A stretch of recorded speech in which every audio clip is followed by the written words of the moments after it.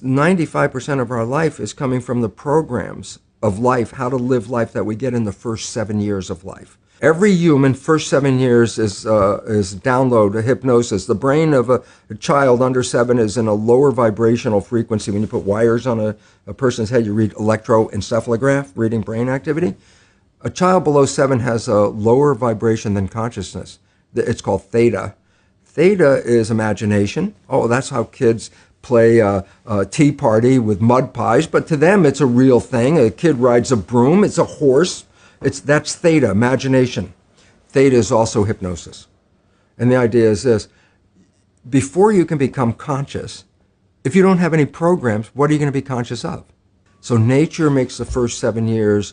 What kind of programs are required to live on this planet? I say, how do you get them? Theta is hypnosis. You just watch. You watch your parents, you watch your siblings, and your community, because you have to learn how many 100,000 rules. Think about it.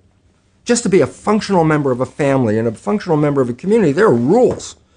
Teach an infant these rules. I say, oh, you don't have to.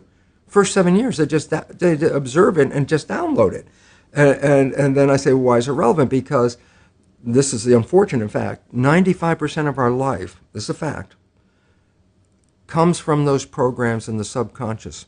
Every day, only about 5% of their life are you using conscious, which is creative. 5%. So your life is being lived, even though you think you're living your life. Exactly, and you don't see it because it's called subconscious, below conscious. The famous book, Rich Dad, Poor Dad. Sure. And basically said you come from a poor family and you could struggle your whole life and try to get rich, but you're not going to make it. And if you come from a rich family, you could be stupid your whole life and make it. Not because it was thinking, but it was unconscious behavior that was downloaded from rich families into kids. They're making the right moves unconsciously. If they engage their conscious mind, then they look stupid, but it's unconscious. And that's the same thing with poor people. Poor people have beliefs from the family. Oh, you can't make it. Life's a struggle. Things are hard. Who do you think you are? And if that's the program you get, then 95% of the day you will sabotage yourself. And that's why poor people stay poor and rich people stay rich, because of the programming. You don't have to try and think about what happened. I just say, look at your life. The things you like that come into your life come in because you have a program that supports them. But anything you struggle with, work hard at, put a lot of effort into making it happen, why you're working so hard, inevitably you have a program that doesn't support that conclusion and you're trying to override the program.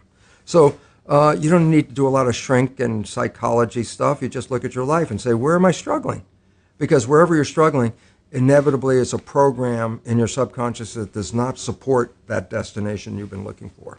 The conscious mind is creative and can learn in any number of ways. Read a self-help book, go to a lecture, listen to this program, and conscious mind's going to get some awareness. And I go, yeah, but subconscious mind doesn't learn that way. I go, right, it doesn't. Subconscious mind learns in two fundamental ways naturally. Hypnosis, which is the first 7 years. And after age 7, how do you put new programs in? Repetition. Practice. You want to drive a car, you didn't learn how by just getting in the seat and put the key in. You had to practice driving the car. You want to learn the alphabet. How many times did you go from A to Z? Try to go to A to Z before you can complete it. And once you completed it, you didn't have to go back and do it again. So 2 phases. You want to train the subconscious mind.